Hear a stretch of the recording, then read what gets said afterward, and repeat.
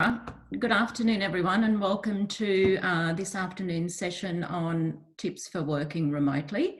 I'm Lorraine Sebastian, and together with my business partner, Carolyn Mitchell, who's also somewhere in the audience, we are Empowered HR, and we provide human resources and learning and development services to businesses. Working remotely, and certainly a variation on how we can do that, has been very broad, particularly over the last few months. And in the next 30 or 40 minutes, we can only cover a very small component of that. So if there's any aspects that you would like to explore in any more detail, feel free to contact us after this presentation. And you'll also receive a copy of the presentation later on this afternoon. So I'll just take you through our roadmap for today. We'll just start having a look at, what some of the perceptions perhaps of working from home versus the reality, bearing in mind that many of us have been working from home for a few months now and probably have a rhythm that we're happy with, but it's still important to acknowledge the journey that we've taken over the past few months. We'll start by looking at some of the pros and cons that you might have experienced along the way. And we'll then move on to some steps we can take to set ourselves up for success in a remote working environment, whether that's from home or somewhere else. Looking at creating an agreement of how we'll work, and looking at putting in place a support system or an ecosystem of, what works best for us. And before we finish, hidden in the corner there, we'll also take a brief look at the next phase, which is an eventual return to the workplace, and some of the things we should keep in mind as we're planning for and transitioning to return to our workplaces. Some of what I'll cover today is, just about trying to live through remote working in a COVID-19 environment, and other aspects are things that you can use in any working from home or remote working situation. So remote working is certainly not new, but it has been different over the past few months. Many of us have been working from home since March, some even earlier than that. For some, this has been the first time working from home, or the first time working exclusively from home, which certainly has brought on, some interesting challenges, I'm sure. However, it's been, a different scenario to the pre-COVID working from home. So certainly at first, remote working can seem like it's, a lot of fun. We might find that we're thinking it's going to give us lots of options on how we can tailor our day. We gain some time in not having to travel to and from the workplace. We feel that, we might be able to have a break whenever we like. We are in charge of our own destiny. We can sort of start work at any time, finish at any time. It brings with it perhaps some, feelings of freedom. And at first we might think that, this is something that we could do for an indefinite period of time, or we'd certainly like to do more of working from home. But then it becomes a little bit harder. And certainly if you talk to people who've never worked from home pre-COVID, they always mention, the opportunity for long lunches. But those of us that have actually been working from home for a period of time will attest to the fact that it can sometimes be, hard. It's harder to feel motivated. It can be difficult because we miss that human connection. It can be a little bit more isolating, as we've found clearly in recent months. And over periods of time, we can also lose focus and lose energy and creativity. So procrastination can set in. We can find that on one day or even from 1 hour to the next, our levels of energy and our focus can change. So the trick is to try and find a bit of a balance of what works best for us. But certainly recently, the remote working with a difference, or what many are now calling our new norm, has been more of a co-working space from home. We've shared our space with our children, our partners, our pets, and some have even shared it with extended family. And whilst we're trying to maintain some normality of, productivity and deliverables, we've also had to care for children, and we've had to look at homeschooling opportunities.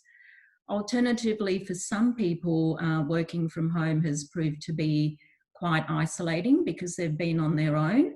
And whilst that might have been a welcome experience at first, over time it may have caused some distress, and added to the challenges in terms of mental health concerns. So we should keep that in mind, whether that's for ourselves or, our colleagues that we might be talking with, or other members of our family, and not be afraid to reach out for some support if that is an issue for us. Now, in addition, certainly in the COVID-19 environment, there have been some other challenges as well. For many of us, there's been a reduction in hours, and that equals a reduction in pay, but that hasn't necessarily been reflected in a reduction in real working hours, because many of us have found that we've actually been working longer hours over the last few months. We may have family, friends or colleagues who have been made redundant, or maybe we have been made redundant. And technology concerns, we had a few this before we got on today. And whether that's a lack of technology or issues with connection, skill challenges, some of us may not have used Zoom or Google or anything else. And we don't have an IT expert to sort of go to as a quick reference. We've had to often juggle Zoom calls with phone calls, with emails and work. So the challenge to our brains in trying to adapt and move really quickly can be a challenge as well. So in the current COVID environment, there are many challenges we might not have found previously. Meeting deadlines is still a requirement when working from home. There's also been constant change. And if we're a manager or a leader of a team, we've also had to lead our teams remotely, which can be challenging. And we mentioned mental health previously, has been a real concern for many people, added with the isolation aspects we've encountered working remotely. And of course, there's been an information load with all the legislative changes, with all the work requirements that have been changed. There's been a lot of information coming at us. So our environment has been anything but normal in terms of remote working. I'd like to just touch on a little bit more around the redundancies and the impact that might have on people. Certainly if you've witnessed this, or if you are a manager who has had to make someone redundant or several people redundant, it can be mentally challenging. And sometimes we might go through periods where we question why someone else, why not us, and therefore propel us into working harder and working faster, because we feel that we should be grateful for having a job and, for having less impact under the circumstances. So we actually put ourselves under a greater deal of pressure, which in turn can lead to greater mental health challenges as well. So again, just keep that in mind if you have a team or for yourself as well. This is a real thing that's leading to a lot of research right now called survivor syndrome. And the frequency of the cases that have been sparked by COVID-19 has led researchers to believe that all the people left standing pre-COVID will actually need as much help and support as businesses have previously given people that have made redundant. So EAP programs, mental health counselling and support is something that businesses will need to look at a lot more frequently in the future. However, on a positive note, there's also been opportunities, and some of us may have found working remotely to be very effective. We've not only survived, but thrived during the last few months, and perhaps even become more productive or found some really efficient ways to increase our productivity. We might enjoy our working environment, working from home. We might find that it's giving us more time with our family. We may find that it's been a slightly lower pace and given us some time to reflect and or put some more, well-being opportunities on the table for us. So an unlikely quote from an unlikely person, perhaps in this environment, Miley Cyrus has said that the greatest opportunities in life come with fear and risk. So again, for some of us, we've created some opportunities, for others, some challenges, and perhaps for many of us, a little bit of a combination of both. So in moving forward, how can we perhaps best look at managing our environment and managing the, space around us? With remote working, is like anything else. It's really important to set expectations and also keep the communication channels open. So in working remotely, much like working from your normal workplace, a framework provides best results. There is, of course, a level of responsibility for both the employer and the employee around workplace arrangements, whether that's in the workplace or remotely. But what can we do as individuals to set ourselves up for success? You should start by having the conversation with your manager and talk about things that are key to, setting up your environment and setting up your expectations. Talk about the non-negotiables. For example, talk about what work are you going to be completing whilst you're working remotely?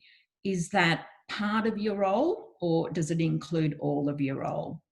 Can you work from home any day of the week or is it on specific days? And some of this might sound very simple, but sometimes we don't have these conversations up front and that can create some problems down the track. So talk about what hours you will work. Is it going to be a standard 9 to 5 arrangement?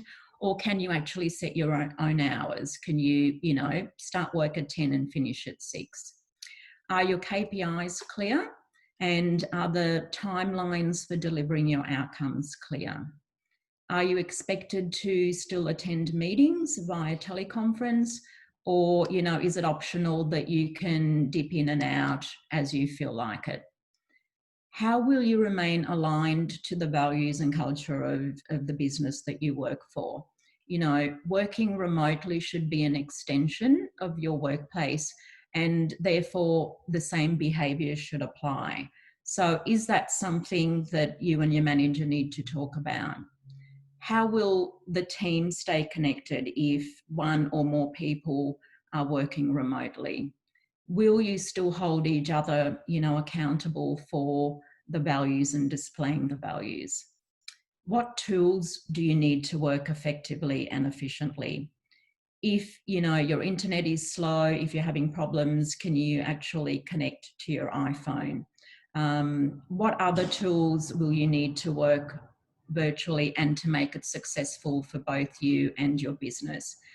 Don't feel that you can't ask for what you need, no matter what the circumstances, whether it's our current environment or, in the future when things are moving in a much better place. Because no matter what the circumstances, if you cannot be productive and if you don't have the tools to enable you to be productive, then you won't be successful. And if you don't talk about the expectations up front, you're going to have some challenges along the way. Sorry. So in creating the ecosystem around you, or for want of another way of looking at it, what is your support structure going to look like? Every organisation and team is going to be different. So it's important to find the elements that are best going to support you as the individual, and then support your team as well. But the things that you will look at are around the human needs, as in the individual's needs, the team connection and making sure that that's maintained, making sure the working structures are clear and in place, and just for yourself, you know, understanding how you work best and how your focus can be maintained, as well as how your working environment can best be maintained.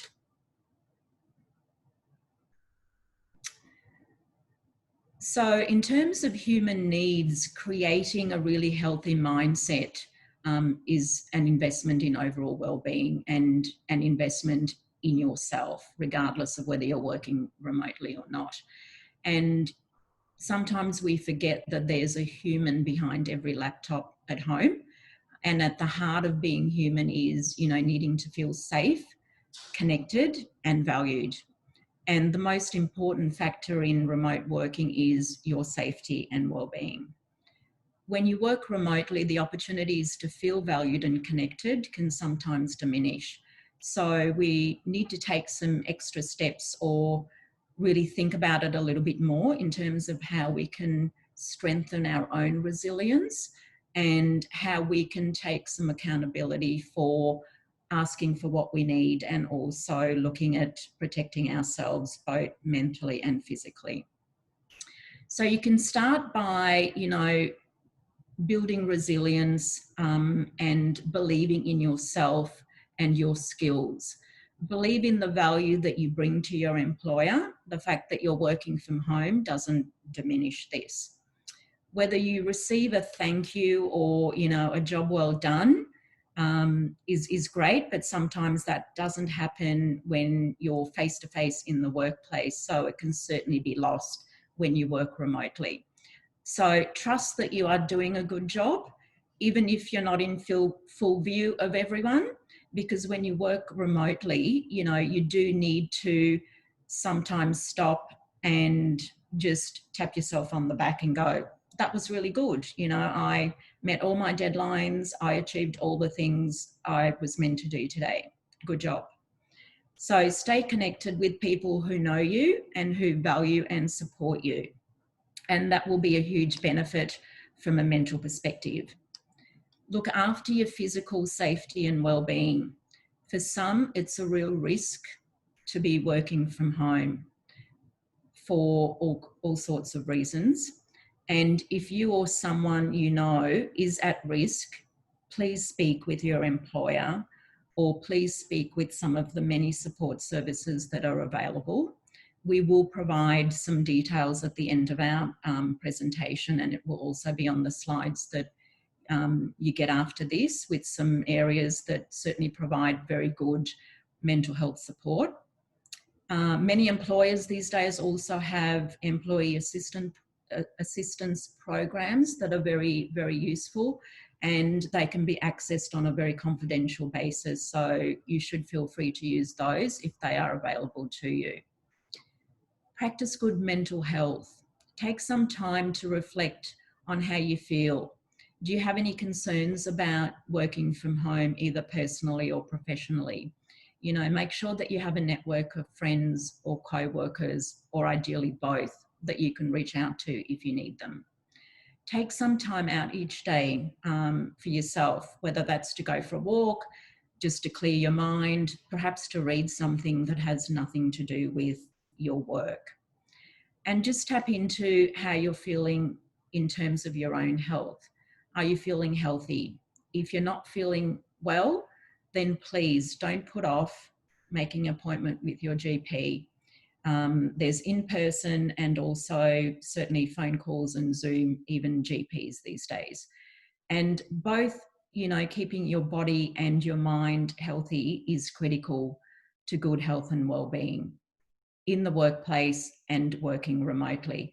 So please talk about your needs and keep communicating with your employer. The next point is around team connection. When working remotely, we tend to lose the majority the majority of our social connection with our colleagues and even our manager.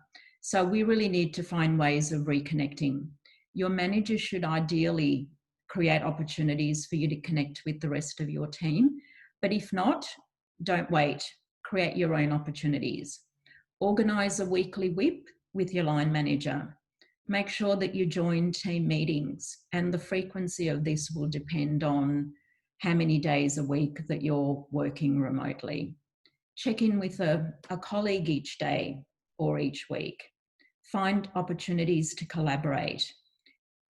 Just remember not to exclude your teammates from meetings and deliverables and collaboration, whether they're working from home or whether they're in the office, because I'm sure that, you know, as individuals, we don't like to feel that we're missing out. So don't let someone else miss out, and keep that in mind as well. Are you having too many meetings? That could be a problem as well these days. You know, there's lots of Zoom meetings, there's lots of phone calls. What's a happy medium? Make sure that you're sharing knowledge and information, perhaps a central directory where files can be shared. Working remotely can sometimes be difficult to adapt to, you know, and some people can do it very quickly, some people take a bit longer. And just as it's difficult for us to adapt if we're the person working remotely, the rest of our team also needs to adapt. So just keep in mind that supporting one another is really important, and that, you know, you'll get as much support generally as you're willing to give.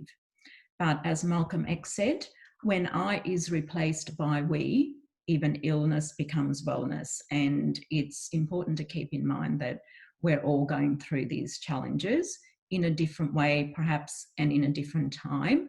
But at some point, you know, we all have challenges and anxieties that we're trying to work through. Our third point is just being clear about your working structure.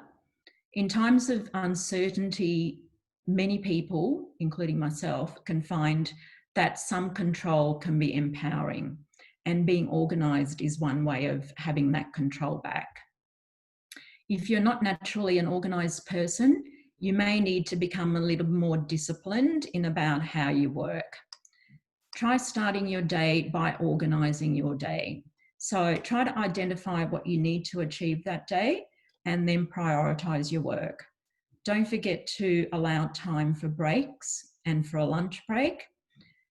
Also look at scheduling a little bit of, you know, free time, which generally doesn't end up being free time because you fill it in with emails or phone calls, but it's nice to have a little bit of a buffer in your day. Build into your day time to connect with your manager or your colleagues, and just, you know, be clear that the extra time that you're getting by not driving to and from work, have a look at that. Is it an hour every day? And what are you doing with that time? So if you're anything like me and many of you there, how are you using it? I bet it's actually to do more work, and you find that you're doing longer days. So perhaps instead of using that drive time for more work, you could consider a ritual that separates your home time from your work time, like taking a walk or going out to grab a coffee in the morning, and then coming back and starting your day, and then ending your day with a ritual as well. Tamara mentioned to me earlier that her ritual for the day is closing down the many tabs she has on her screen and shutting her computer off. And then the challenge is to not log back late at night and spend 3 more hours. So just be conscious of, you know, we all want to do our best work and we all want to be productive. And I'm sure that we're all giving our employers much more time than we did before. So just be conscious to try and take a little bit of time for yourself and for your own well-being, and try to separate your workspace from your home space. Again, it's a symbolic gesture, but if you can move from one area to the next and give your mind time to adjust, because for many of us, it's not a long, space or a long walk from our bedroom to our study or our dining table where we happen to be working at the moment. So try and work out some rituals that work best for you. Our last area is to look at really understanding how you work, because that gives you clarity for how you can go about your work and your workday. If you work best in the mornings, you're a morning person, then perhaps an early start and an earlier finish. If you're easily distracted, maybe your work schedule should be allocated in blocks, with short breaks, so you can switch on and off and take your mind off work and then reset again. If you complete tasks quickly, maybe you can offer to assist someone else so that you remain focused and your mind remains active, because you're moving to another challenge and collaborating with someone. And also you might thrive on bouncing ideas off people, and that can be a really nice thing to organise when you're working remotely.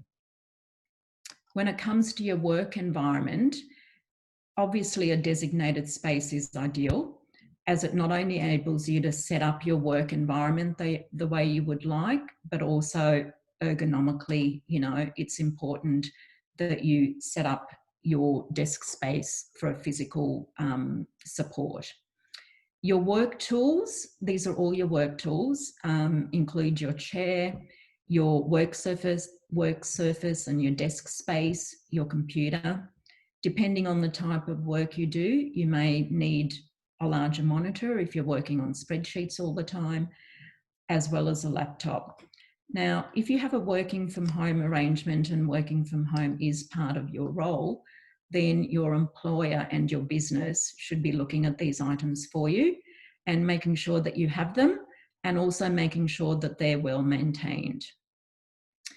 Good posture, obviously, we all think good posture is important, but we don't always practice that, particularly when we're working from home. We tend to have much more hunched up shoulders and end up with, back, shoulders and neck pain. So just make sure that you get up and walk around, take breaks, don't sit down for long periods of time, and just make sure that you schedule other activities like walking and stretches into your day as well. We will also send you, as part of this at the end of this presentation, Safe Work Australia has some really good tips on setting up your workstation and posture and exercises, which we'll send you as well.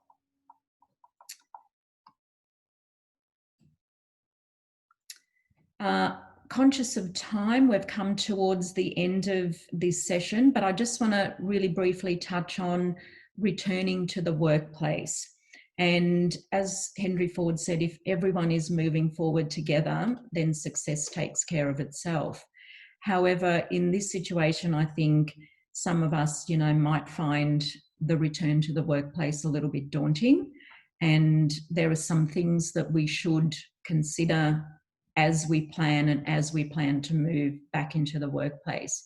Again, communication is really important, communication between you and your manager and the business in general, to ensure that there's a smooth transition. A return in some way is very likely, but it is also likely to be a slow transition. So when you're talking to your manager or your business about returning to work, just remember to again consider how you feel about this. Are you comfortable about returning to your workplace? Ask your employer if they are following government requirements. Ask them what measures they are taking around hygiene, distancing, and also cleaning of the workplace. Many of these items are actually mandated by the government. So it is important that as a business, they do that. And it's important that you feel comfortable that they're doing these things appropriately. Are you feeling healthy to return? And that is equally important, that you keep your employer informed about your own health and well-being. And does the business have some clear guidelines about monitoring the health of their team? And if something happens, if someone is unwell, do they have measures in place to make sure that they manage it in a timely way? So just take a little bit of time to consider these for yourself and perhaps start having some conversations with your manager in the next few weeks as many businesses start to look at transitioning. And, you know, it may well be that it's a part transition, that COVID-19 may actually give some businesses the opportunity to look at working from home where they haven't looked at that option before. So there's many businesses that are having to adjust to a different way of working moving forward.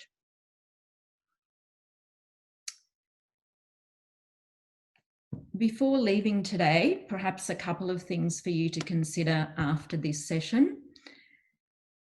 I'd like to ask you 3 questions. When this is over, which parts of normal will you no longer find useful? What will you keep doing? You might have found some things that you've implemented that you would really like to continue. And will different things be more important to you? Have you had some time to think about what is really important to you, both personally and professionally? And I'll leave you with a little pyramid that I found that I thought was really worth sharing around emotional needs by Dr. Susan David. Dr. David is an instructor in psychology at Harvard University, and she works with and writes about emotional agility, which I think is something we've all had to practice lately. She describes emotional agility as a process that enables us to navigate life with self-acceptance, clear-sightedness, and an open mind. And we can actually go through this, you know, from one step to the next and then drop back again. But the thing is, at humans, we're very adaptable. We can be very adaptable, and we can certainly reach the place where we get to courage, and then we can reset our thinking and start all over again. So what she feels is that through all of this, whilst we've struggled and whilst we've had challenges and opportunities, we've found a way through it. And the important thing is to give ourselves permission to feel, you know, to feel a bit disheartened, to feel a bit elated, whatever the feeling is for us. And whilst we may not be able to go outside, we can certainly go inside and have a look at all of those things and perhaps end in a better place. Before I leave, I just want to point to some of the support and resources that you can tap into. Smiling Mind, Beyond Blue, Black Dog, they all have excellent resources on their websites. The Department of Health has been keeping up to date on all the COVID-19 changes and requirements. And Domestic Violence Resource Centre Victoria also has a lot of resources there for anyone needing help. That brings us to the end of our session. I'd like to thank you for joining me this afternoon and hope that you picked up at least a couple of useful tips along the way. As mentioned before, Tamara will email you a copy of this presentation, and there will also be some of the ergonomic information from Safe Work Australia. And if you have any questions or would like more information, please feel free to email me directly, and my email details are there as well. And thank you so much for being here, and I hope you have a great long weekend. Thanks, Tamara. Thanks, Lorraine. Another great session from Empowered HR. So I think I had chatted to everyone during the session that Lorraine mentioned that there was a session last week more for leaders than working at home. So you can find that on our YouTube channel right now, and this session will also be recorded, well, sorry, it has been recorded and will be uploaded to our YouTube channel in the next, say, hour or so, but we will send you the email with Lorraine's handouts, as well as the link to find that video. So if you are wanting to share it with colleagues or maybe it's your manager or family or friends, please feel free to do so. Has anyone got any questions that they'd like to ask or need any clarification on anything? No, I'll take everyone's stunning silence as a no. Okay, well, we're going to stop the recording then and let you all get back to working from home. And please feel free to reach out to the Chamber or to Lorraine or Carolyn from Empowered HR if you have any questions. Thanks again, Lorraine. Really helpful for working at home, and hope to see you all at another event soon. Thanks. Thanks very much.